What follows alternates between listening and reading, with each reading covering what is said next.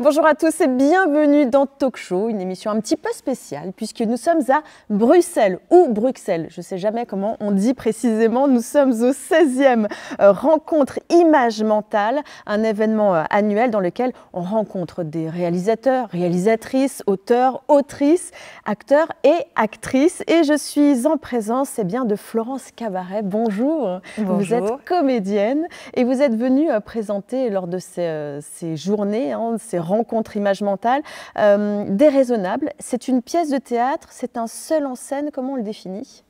Les deux. Les deux? Oui, on va dire que pour moi c'est une pièce de théâtre parce qu'il y a plusieurs personnages, parce que j'incarne plusieurs personnages, pas seulement le mien à une certaine époque de ma vie, mais les psychiatres. On va en venir, on va expliquer l'histoire. Et puis c'est un seul en scène parce que je suis toute seule. Voilà, donc une pièce de théâtre seule en scène. Quelle est l'histoire de Déraisonnable? C'est quoi le pitch? Alors le pitch, on va dire que le pitch, c'est une comédienne qui joue Marie Tudor au théâtre et qui un soir ne vient pas jouer, qui disparaît pendant 48 heures. Et elle se balade comme ça un peu partout dans Paris et en Île-de-France, il y a un avis de recherche qui est lancé. On la retrouve donc au bout de 48 heures et évidemment elle est hospitalisée. Et c'est à ce moment-là qu'on peut enfin mettre un diagnostic sur ce qu'elle a, puisqu'elle a fait une phase maniaque, elle est diagnostiquée bipolaire. D'accord, c'est pour ça qu'elle a disparu pendant ces 48 heures. Absolument. Parce qu'elle a fait cette décompensation, si on s'en tient au jargon un peu des psychiatres. Oui. C'est ça. Et alors, vous êtes actrice, j'allais dire à double sens, puisque dans ce spectacle, vous jouez votre spectacle, mais vous jouez le personnage, vous êtes le personnage qui a vécu cette histoire pour de vrai. Absolument. Oui, ce spectacle, il est écrit à partir de mon expérience, de ma vie, et de comédienne et de femme atteinte d'un trouble bipolaire. Et je raconte effectivement les difficultés que les médecins ont eues à mettre un diagnostic sur mes troubles psychiques. Je raconte la difficulté que d'avoir ces troubles-là quand on est comédienne aussi, c'est-à-dire le jeu et le jeu, parce qu'on est plusieurs personnages. Le jeu et le jeu, c'est ça? Voilà, le jeu et le jeu, J-E et J-E-U. Disons qu'on parcourt en fait de nombreux sujets, notamment la psychiatrie aussi, l'état de la psychiatrie en France. Le spectacle, il a été écrit à partir de témoignages réels de psychiatres réels qui ont contribué à l'écriture de cette pièce.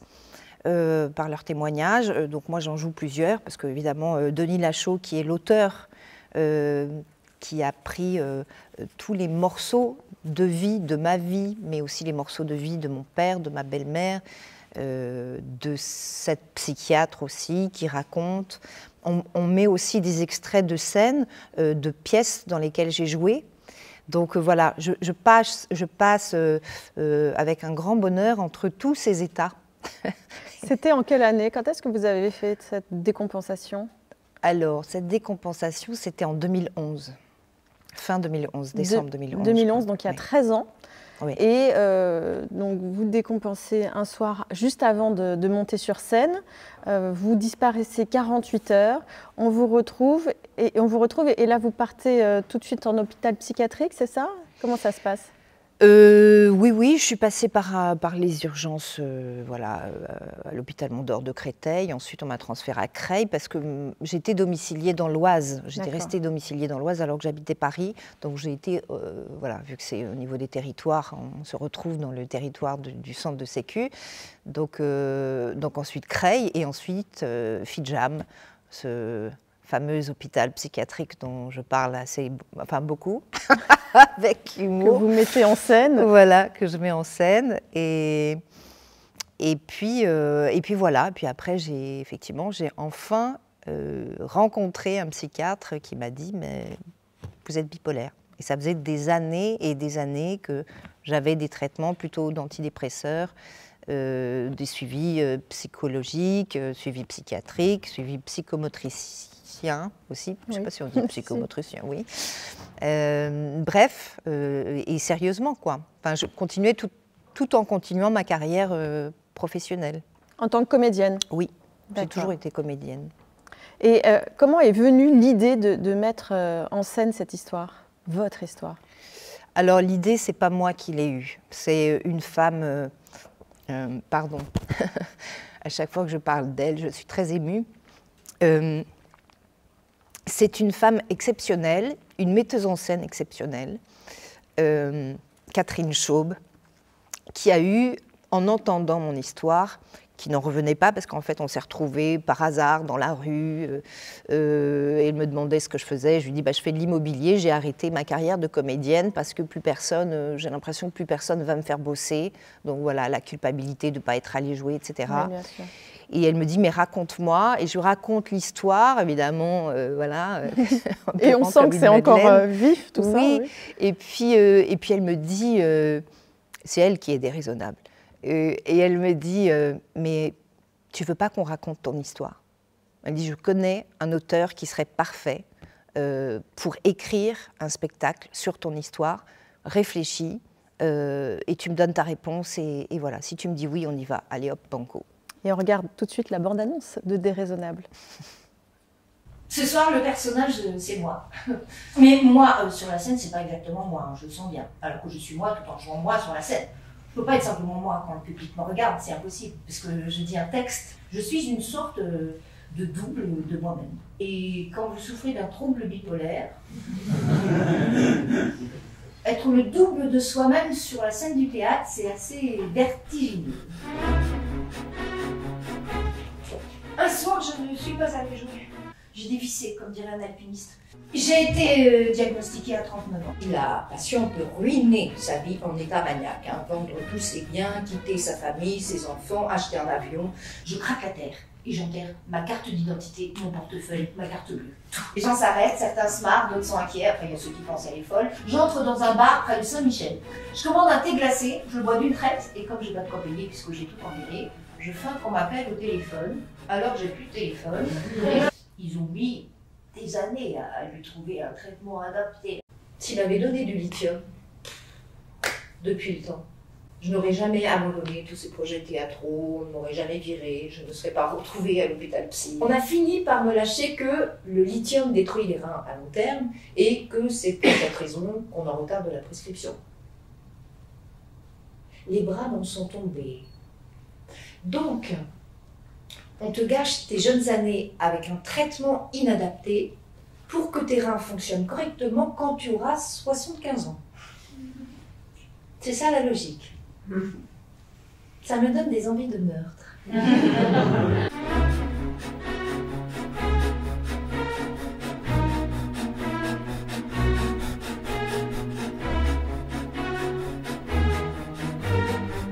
Attention, et il y a des bipolaires non diagnostiqués qui se baladent partout dans la nature.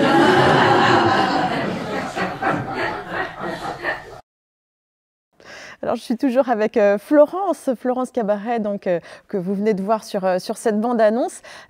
Donc, c'est Denis Lachaud qui a écrit qui a relaté votre histoire, mis noir sur blanc votre histoire. Il y a combien de personnages qu'on rencontre pendant le spectacle?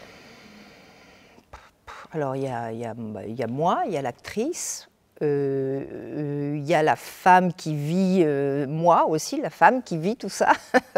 Donc déjà, nous, on est deux, mais parfois on est même plus. Et puis après, il y a, je crois, 3-4 psychiatres, 4-5 je dirais même, mon père, ma belle-mère, enfin voilà. Et puis les moments où effectivement je parle directement au public, hein, je les prends à témoin de ce que vous vivez.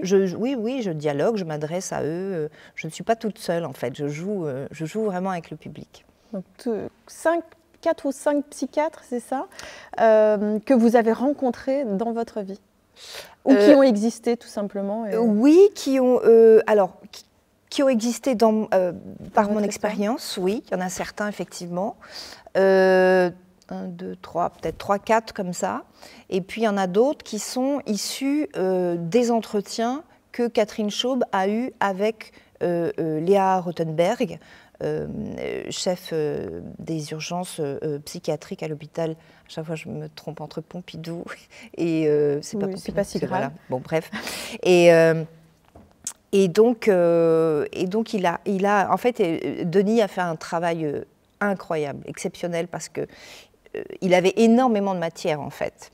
Et il a su vraiment donner à entendre et à voir les différents pans, en fait, de mon histoire, tous ces différents personnages. Il y a un rythme dans l'écriture, il y a comment dire, au niveau sonore. Oui, il y a des extraits. Oui, c'est musical, c'est ça. Il y a des extraits de vos pièces que vous avez aussi, voilà. Évidemment, il y a eu plein de versions qui ont été un peu élaguées. Au début, il était question qu'on ait 3 différents extraits de pièces, et puis finalement 2, c'était bien. Je pense que voilà, 1 heure de spectacle, c'est très bien. Je trouve que c'est mieux. Non, c'est un très très beau travail qu'il a réalisé. Et puis. Et Catherine qui fait la mise en scène. Bah oui, que dire de Catherine Chaube, c'est pour moi c'est le talent incarné. C'est l'humanité incarnée. Il y a beaucoup d'amour. Dès que vous parlez d'elle, ça y est, il y a une émotion qui arrive. Mais c'est comme si on appuyait sur un bouton finalement. Dites Catherine Chaube. Dites Catherine Chaube, et alors je pleure d'émotion. Comment elle a réussi à vous convaincre de mettre votre parcours sur scène? Elle a pas essayé de me convaincre, en fait. Elle a juste dit, voilà, moi, en fait, ça m'intéresse de parler aussi de tout ce qui est maladie mentale. Elle avait déjà parlé dans le spectacle précédent, déjà de troubles psychiques, et ça l'intéressait, en fait. C'est quelqu'un de très curieux, c'est quelqu'un de très ouvert, c'est quelqu'un de très humain, très empathique. Et donc, voilà, elle m'a juste dit, écoute, voilà, moi je suis prête à raconter ton histoire, il faut la raconter. Je la sentais vraiment, mais dans une empathie telle où elle me disait, mais c'est pas possible que tu arrêtes de faire ce métier, parce qu'elle a toujours aimé la comédienne que j'étais, que je suis encore. et donc voilà, donc c'est un grand coup de pouce, et je pense que c'est pour ça aussi que à chaque fois j'ai envie de pleurer, oui, parce que dans ce milieu artistique, il y a beaucoup de gens qui disent on est des gens formidables, on a beaucoup d'humanité, on est très empathique, etc. Mais dans les faits, il n'y a pas grand monde. L'altruisme. Je pense qu'il aurait mieux valu que j'ai un accident de voiture et que je me retrouve dans un fauteuil roulant. Ça serait vu. Oui. Là, les gens, je pense, auraient été en empathie, auraient dit « Oh là là, ma pauvre Florence ». Là, c'est invisible, ça fait un peu peur, on connaît pas. C'est invisible, on se dit « Oh là là », je ne sais pas ce qu'ils se disent vraiment, en fait, finalement. Est-ce que vous avez participé à l'écriture? Non. Après, il y a plein de phrases qui sont mes phrases, que j'ai dites en interview, oui, quand j'étais face à Catherine Chaube et à Denis. Donc on peut dire que c'est une coécriture, de par le fait que c'est mon histoire aussi. Et puis pareil, quand mon père parle et quand ma belle-mère parle, c'est des phrases qui sont les leurs aussi. Mais celui qui a rendu possible ce texte au théâtre, et d'une manière exceptionnelle, c'est Denis Lachaud. Vous écrivez sinon ? À part ça? Oui, j'écris, mais je suis un peu complexée par rapport à l'écriture. Je mets l'écriture tellement haut que je me dis que de toute façon, moi, je suis perfectionniste. Alors, vous auriez dû peut-être assister à l'atelier d'écriture de Milady Renoir au 16e rencontre Images Mentales, puisqu'elle proposait un atelier d'écriture. Alors, nous, on est allés espionner, regarder comment ça se passait, un atelier d'écriture avec cette magnifique poétesse. On écoute tout de suite. Et aujourd'hui, vous animez un atelier qui s'appelle « Ne vous taisez surtout pas ». Ça signifie quoi concrètement? Il y a plein de gens qui disent que ça vient dans l'enfance. Je pense que c'est pas tout à fait faux. C'est une sorte de boutade à ce que l'écriture implique parfois, c'est-à-dire qu'il faut qu'elle soit canalisée, qu'elle soit académique. Beaucoup de personnes se refusent d'écrire, parce que souvent l'école a fait son travail de sapage, on va dire. Pour moi, l'écriture et l'oralité sont très liées, donc parler, se dire, parler aux autres, par l'écriture ou par d'autres canaux, pour moi ça paraît être un endroit d'individuation. et aussi de revendication, pourquoi pas. La première étape, j'ai écrit un texte mais avec trop de ratures et c'est toujours comme ça, je ne suis jamais satisfaite de mon premier élan et j'ai besoin de réécrire chez moi et c'est à ce moment-là que se situe le plaisir de l'écriture. Et ça peut être aussi une conversation. Là, comme on était assez nombreuses, on a plutôt incité à d'abord mettre les idées en mouvement avec la parole, la conversation, et ensuite d'aller vers l'écriture, pour éviter ce fameux syndrome de la page blanche. Donc il y avait cette possibilité de l'écrire un certain nombre de fois et de remplir un texte autour de ces mots-là. Et donc en fait ça crée comme quand on s'énerve en fait, on répète un mot comme ça jusqu'à l'usure. Vacarme sur bitume sec, vacarme à 5 heures, vacarme à toute heure, vacarme...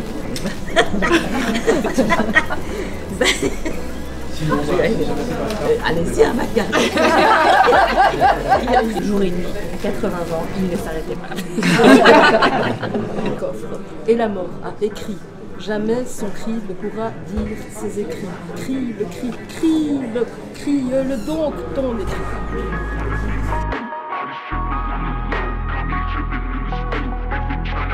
À quoi ça sert d'écrire ? Ici, on est dans un contexte d'image mentale et donc je sais que l'écriture, j'ai beaucoup animé l'atelier d'écriture dans des milieux hospitaliers. Et donc l'écriture, elle a quelque chose de la carte postale d'ailleurs, quoi. C'est un endroit où on peut déposer des choses. Et j'ai proposé une intensité de lecture. Donc ça peut être du volume, ça peut être des variations, mais aussi un rythme. Parce que du coup, on est alors là un peu comme dans le slam ou un peu dans la poésie sur scène, où on a envie de donner son texte, pas juste le lire comme ça, mais vraiment donner son texte.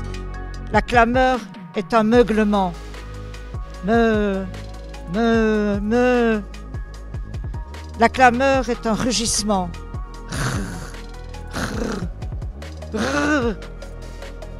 La clameur se meurt. La clameur se tait derrière le tournant. Qu'est-ce que ça vous procure ? Qu'est-ce que ça vous apporte ? Je suis toujours émerveillée par les textes des autres et je souffre d'une pathologie terrible, c'est la jalousie, l'envie. Ah, c'est toujours plus beau chez les autres que chez soi. Alors là, ça partait un peu dans tous les sens parce qu'on a été pris au piège de devoir mettre le mot choisi dans plein d'endroits sur la feuille. Enfin, chez moi, ça a donné un truc complètement de harnais de mort, d'étrier, tumulte champêtre d'abeilles en butinage. Où sont les fleurs ? Tumulte nébuleux, tumulte de goudron qui craque en nid de poules, en poids de véhicules motorisés. Où sont passées les coccinelles ? Et comment est-ce qu'on se sent après un tel texte ? Vivant. Voilà, vivant. Après, de manière plus politique, quand on sait qu'il y a des poètes et des poétesses qui sont encore arrêtés ou lapidés ou tués dans certains pays, j'imagine que ça sert à quelque chose, que les dire, soit parce qu'on les a écrits, soit parce qu'on les explore ou qu'on les déclame, met l'autre en mouvement intellectuel et politique, quoi.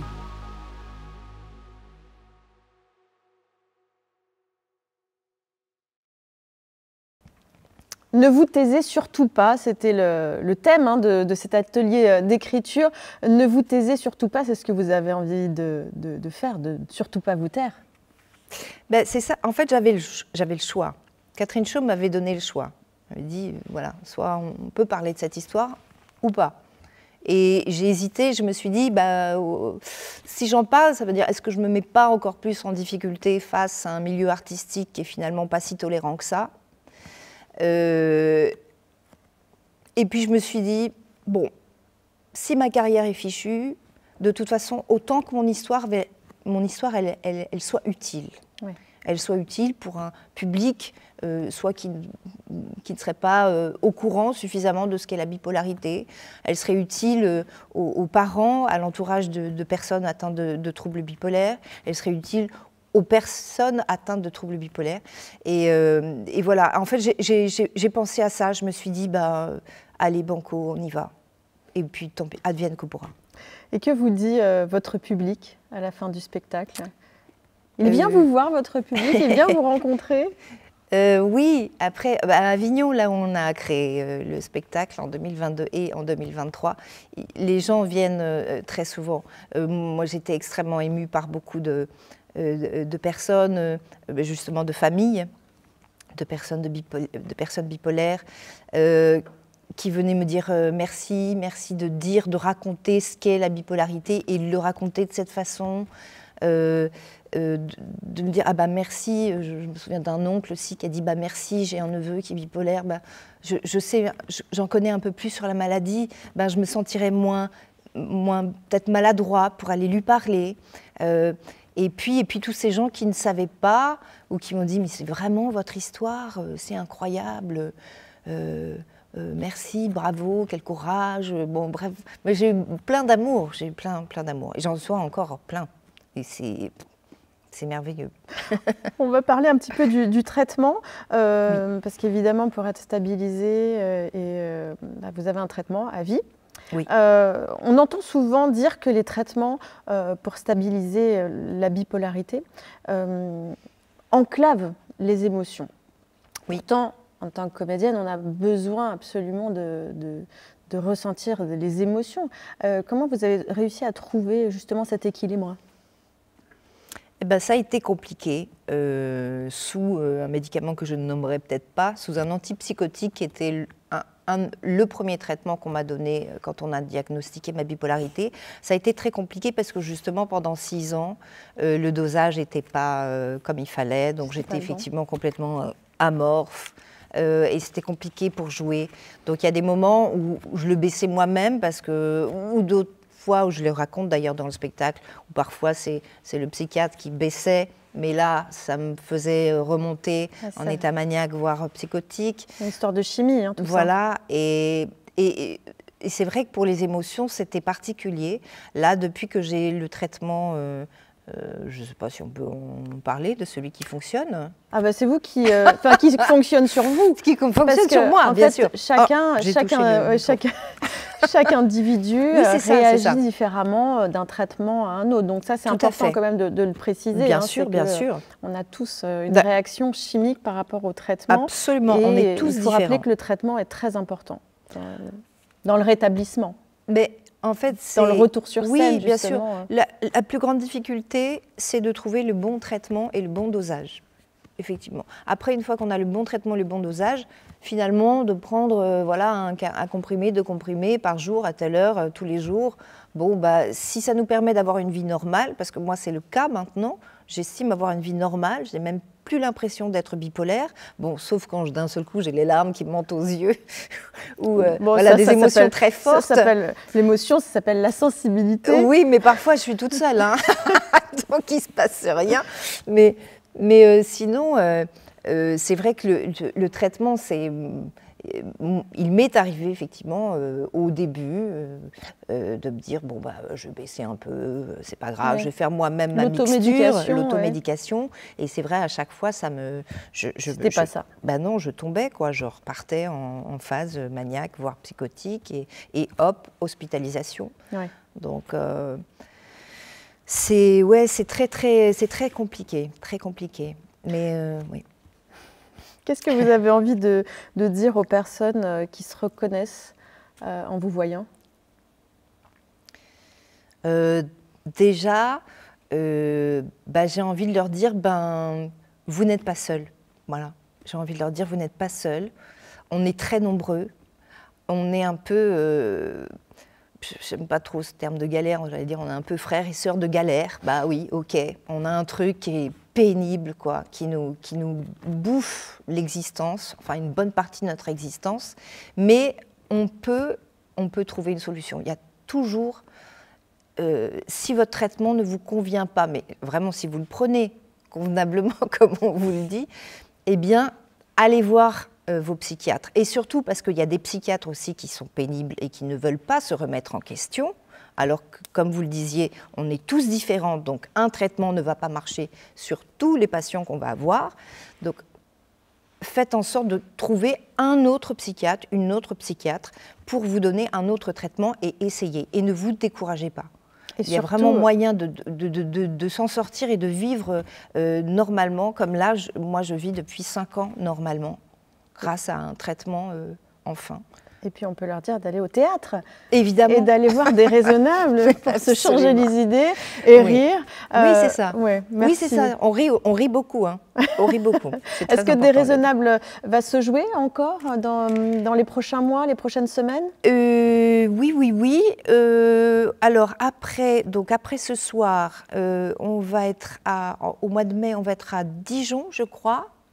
Alors on va jouer à Cadillac. Je ne suis pas sûre qu'on joue dans l'hôpital, dans l'enceinte de l'hôpital psychiatrique, mais effectivement, je suis déjà allée jouer là-bas. Et c'est grâce à une soignante, une éducatrice spécialisée, qui a fait venir le spectacle Déraisonnables lors de la semaine de la santé mentale, ou, je sais plus, lors d'un événement. Et donc il y a aussi, c'est bien s'il y a des soignants qui se sentent vraiment concernés par ce spectacle. Bien sûr. Et qui ont envie vraiment, j'allais dire, d'avancer main dans la main avec les patients, ce qui n'est pas toujours le cas, souvent quand on se retrouve en psychiatrie. Merci beaucoup Florence. Merci à vous. Et merde, c'est comme ça qu'on dit. Hein. Oui, c'est comme ça qu'on dit. On est ici sur la scène sur laquelle vous allez jouer tout à l'heure. Merci infiniment. Et puis on va vous suivre. On va essayer de voir vos spectacles parce que je sais que vous jouez autre chose que Déraisonnables. Vous avez d'autres pièces. Donc merci infiniment. Merci à vous. Et puis à très bientôt. Et message d'espoir, hein, tous optimistes et confiants. Hein, c'est le titre de l'émission. Et vous êtes un message d'espoir. Merci Florence. Merci à vous. À très bientôt. Merci beaucoup.